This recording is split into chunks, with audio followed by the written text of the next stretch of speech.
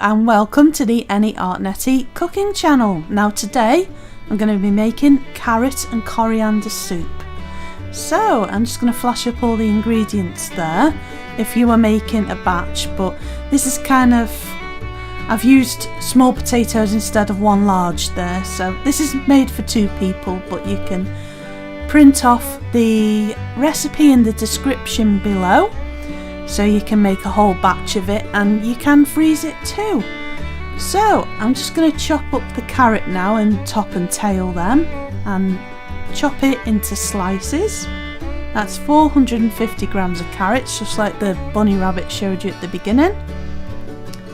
And another alternative way of doing this is to fry the onion for about 5 minutes and then add the veg and bring it to the boil. But my first attempt at this, I fried the onion and carrot together just with some oil, and just peeling that onion now. That's just 1 large onion is what you need, and just made sure I thinly cubed that onion there. I wish I could go this fast in real life. This is sped up on a time lapse. So I just make a slice into the middle and then I chop them up so it's all nice and diced. And if you're seeing as well, I don't bother peeling the carrots and I don't bother peeling the potatoes. Main reason behind that is I like to get as many nutrients in as possible, and there's a lot of fibre in that as well if you do peel them. Plus I haven't got a left-handed peeler at the minute, so it's kind of lazy on my part, I suppose. But yeah, I find it works. So that's frying away now in that pan. But as I say, if you prefer, you can fry the onion first and then add the carrot. So I'm just chopping up a handful of the coriander there. And I'm going to save a few pieces to sprinkle on the top of the soup once it's finished.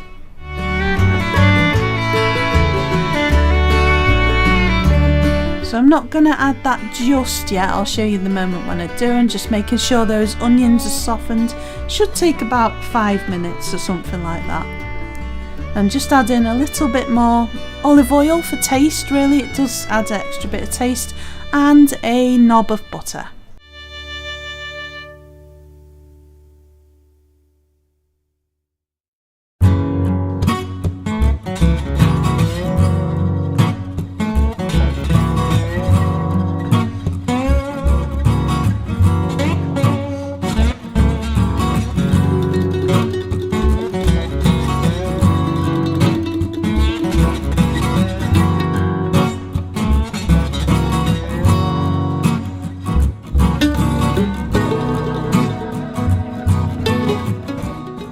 So I've just added my coriander in now, just to fry it just a little bit to get some of the flavour out of it. And then I'm going to add boiled water and bring that to the boil, and want a bit of pepper as well and salt to taste if you want to, but I don't bother with that. Once it's boiled, you can reduce the heat then. So we're doing that now, make that come to the boil. And then once that's done, reduce the heat, and I'd cook the veg, particularly we're looking at the carrot and potato here, until it's tender. So about 10 minutes, 15 minutes at most, something like that. You don't want to lose too much of them nutrients. And this is easily adaptable for gluten-free, vegan, vegetarian, because you can use the best vegan butter you can get. In this case I've used a vegan butter, and there's absolutely no gluten, no wheat, no dairy, because if you want to add cream to it to make it a cream of coriander and carrot, you can add a vegan cream. So it's very easily adaptable for any diets at all. So once that is ready, I'm just going to blend that up in a food processor and add salt and pepper at this stage as well to taste. Some suggestions I have to add to this recipe is maybe some cumin and maybe coriander seeds as well, or instead of the fresh coriander you could use dried coriander as well. Maybe add lentils as well, it's very filling if you do. And if you want a bit more flavour to that, I'd add some garlic and I'd fry that with the onions at the beginning. Instead of potato you could use sweet potato. And if you are going to freeze this, I'd let it defrost completely in the freezer, maybe overnight. You can freeze it for up to 3 months.